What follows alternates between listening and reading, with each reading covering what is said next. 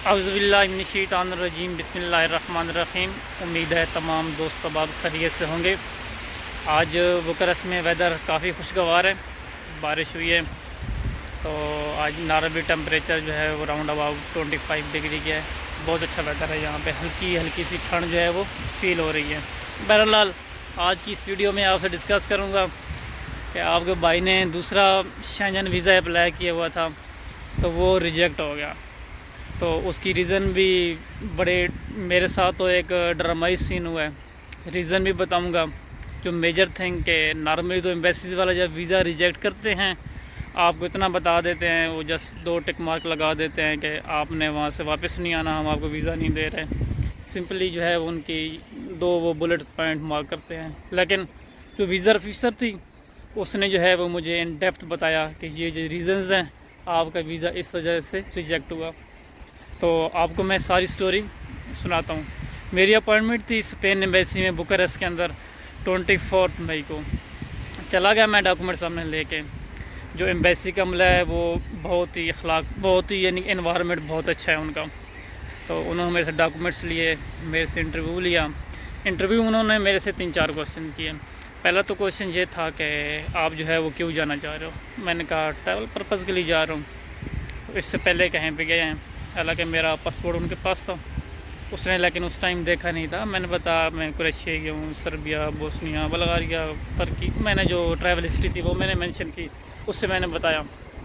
कहती है हो गए। तो उसके अलावा उसने मेरे से जॉब का पता किया, जॉब क्या कर रहे हो। तो कोई और ऐसा मेरे से कोई क्वेश्चन जो है वो ख़ास उन्होंने नहीं किया। वो साथ साथ डॉक्यूमेंट्स देख रही थी और साथ में ये 3-4 क्वेश्चन मेरे से किए। तो बहरहाल जो उस टाइम एनवायरनमेंट था एम्बेसी का, मैं बड़ा मुतमईन था कि मेरा वीज़ा तो लग जाना है। और आपके भाई को तो पूरी उम्मीद थी, भाई वीज़ा स्टैम्प हो क्या आ रहा है, शेंजन का वीज़ा लग क्या आ रहा है, वो स्पेन जा रहे हैं। माइंड सेट बनाया हुआ था कि रेहान यार का टिकट बुक कराते हैं, वो जा रहे हैं। बहरहाल उन्होंने 15 दिन का टाइम दिया था, टाइम वो ज़्यादा ले गए कि मेरा स्टेटस अपडेट होने में। वो उनके पोर्टल दिया होता है, वहाँ पे चेक करना पड़ता है कि अभी वीज़ा क्या स्टेटस है। बहरहाल जैसे ही वीज़े का स्टेटस अपडेट हुआ मैंने कॉल की तो कहते हैं आप आके जो है वो एम्बेसी आ जाएं। मैंने कहा बताएं तो सही वीज़ा लगा या नहीं लगा। उन्होंने कहा आप एम्बेसी आए होंगे तो मैं आपको तब बताऊंगी। बहरहाल मैं चला गया वीज़ा के लिए। तो जिस दिन वीज़ा लेने के लिए जाना था उससे एक दिन पहले एक दोस्त है, उसने एक कंसल्टेंट की वीडियो सेंड की जिसमें वो कह रहा था कि स्पेन का वीज़ा कोई भी ना अप्लाई करें। तो भाई मेरे काफ़ी सारे क्लाइंट सऊदी अरेबिया नेशनल के हैं, उनके भी वीज़े स्पेन ने रिजेक्ट कर दिए और यही रीज़न लगाई कि आप वहाँ पे जाके वापस नहीं आओगे। हालांकि ये तो सऊदी अरेबिया नेशनल वो तो वैसे मालदार लोग हैं, कोई सीन कोई तुक बनती नहीं है वीज़ा रिजेक्ट करने की। बहरहाल मैं गया, उन्होंने मुझे आधा घंटा वेट कराया। मैं बड़ा होपफुल कि मुझे वीज़ा मिल जाना है। आते ही उसने मुझे कहा सॉरी। मैंने कहा लो जी सॉरी तो बर्बाद हो गया, वीज़ा ये नहीं दे रहा है। हमारे साथ वो बंगाली है, वो हर बात में कुछ भी हो ना ऐसा कहता है बर्बाद हो गए। तो बस मैंने भी यही समझा अब वीज़ा नहीं मिलना। उसने मुझे डॉक्यूमेंट साथ में पकड़ाए, कहती है sorry we can not give you visa.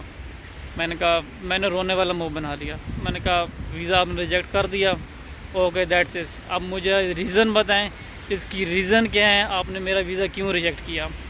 उस टाइम एम्बेसी में ब्रेक का टाइम था, खाने की ब्रेक थी।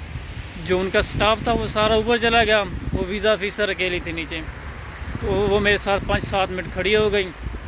उसने कहा कि आपने अकाउंट में पैसे शो कराया राउंड अबाउट 5-1 हज़ार यूरो। आई थिंक ये 8-10 लाख रुपये तो बनता ही होगा, मुझे एग्जैक्ट नहीं याद, नहीं पता कितने बनते हैं। हमने आपका अकाउंट 2 दिन पहले चेक किया, तुम्हारे अकाउंट में 3,000 यूरो भी नहीं थे। नंबर 1 चीज़, हम आपको ये कैसे वीज़ा दे दें। आप जो है वो एक दिन 1000 ली निकलवाते हो, अगले दिन वो पैसे पुटअप कर रहे हो। और ऐसा ही था, मैंने 3-4 लास्ट ट्रांजैक्शन ऐसी की। 1.5 लाख रुपया किसी को सेंड किया, अगले दिन जाकर 1.5 लाख रुपया दोबारा अकाउंट में पुटअप कर दिया। कहती है this not thing, you think you give us 80 euro fees and you got the visa, no we can not this situation वो गिव यू वीज़ा।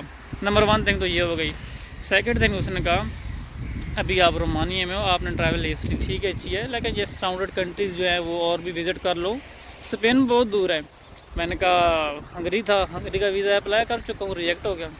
बाकी मुझे बताएं, क्रोएशिया से मैंने लेके रोमानिया, बल्गारिया, सर्बिया, बोस्निया, तुर्की, ये तो मैं विज़िट कर चुका हूँ। मैसेडोनिया, और कहाँ पे विज़िट करूँ, कोई करीब तो कंट्री नहीं रही सिवाय मोल्दोवा के। तो बहरहाल उसने कहा नहीं, आप जब तक कोई स्ट्रॉन्ग टाइज़ यहाँ पे नहीं शो करते, कोई हमें श्योरिटी नहीं देते कि आप वापस आओगे दोबारा रोमानिया, तो हम आपको ऐसे वीज़ा नहीं दे सकते। मैंने कहा चलें, अगर मेरी कंपनी गारंटी दे दे आपको कोई ये बंदा वहाँ से वापस आएगा तो आप जो है वो एक्सेप्ट कर लेंगे। लेकिन यह बात जो है वो गोल मोल करके कहती है, आपके पास वीज़ा का अपील करने का राइट है, आप अपील कर सकते हो। तो लेट्स सी जो है वो अपील में क्या डिसीजन होता है। वे कहते हैं this is not my personal decision, this is the overall our consulate decision. हम आपके एप्लीकेशन प्रॉपर वेरीफाई करते हैं, आपकी हमने होटल रिजर्वेशन। और हाँ, उसने मुझे ये कहा कि मैंने नहीं, पूरे काउंसलेट का जो भी स्टाफ था जिसकी रिस्पॉन्सिबिलिटीज़ होती है, हमने आपका यूट्यूब चैनल भी चेक किया है। तो हमने ये नहीं कि आपने जब डॉक्यूमेंट्स दिए और हमने जो है वो फॉर्मेलिटी के तौर पे बस देख लिया, डॉक्यूमेंट्स आ गया, वीज़ा नहीं दिया, नहीं। हमने एक एक चीज़ आपकी देखी, उसके बाद हमने ये डिसीज़न लिया कि आपको वीज़ा नहीं देना। हालांकि मैं तो बड़ा होपफुल था, और मैंने ना ही तो जो है वो मैं इलीगल प्रेफर करता हूँ कि मैं इलीगल किसी कंट्री जाऊँ, इलीगल स्टे करूँ। मैंने जाना होता तो मुझे 1.5 साल रोमानिया में हो चुका है, मैं क्यों यहाँ पे टाइम ज़ाया करता, मैं तो आगे चला जाता। लेकिन मैं लीगल प्रेफर करता हूँ। मेरी एजुकेशन का क्या फ़ायदा है इतना पढ़ के भी कि मैं जो किसी कंट्री में इलीगल चला जाऊँ।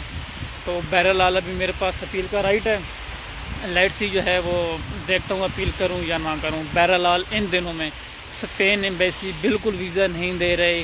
कोई भी भाई रोमानिया से या किसी और कंट्री से भी स्पेन का वीज़ा अप्लाई कर रहा है तो वो वीज़ा ना अप्लाई करें। ख़ास तौर पे फ्रेश पासपोर्ट होल्डर, उनकी आल दो अगर ट्रैवल हिस्ट्री है विदाउट शेंजन कंट्रीज़ की, फिर भी ना अप्लाई करे। वीज़ा किसी ने अप्लाई करना है तो वो वही बंदा अप्लाई करे जो पहले शेंजन कंट्रीज़ जा चुका है, और उसको तो बेहतर एक्सपीरियंस होगा मेरे से ज़्यादा भी, उसने शेंजन वीज़ा ऑलरेडी लिया होगा।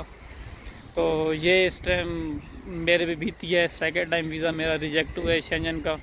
तो बहरहाल उन्होंने स्टैम्प को ही नहीं लगाते, दोनों दफ़ा कोई स्टैम्प नहीं लगी शेंजन वीज़े में, लेकिन उनके रिकॉर्ड में उनका जो सिस्टम है वहाँ पे सब कुछ चला जाता है, आपके फिंगरप्रिंट्स, पिक्चर वगैरह सब कुछ रिकॉर्ड मौजूद होता है।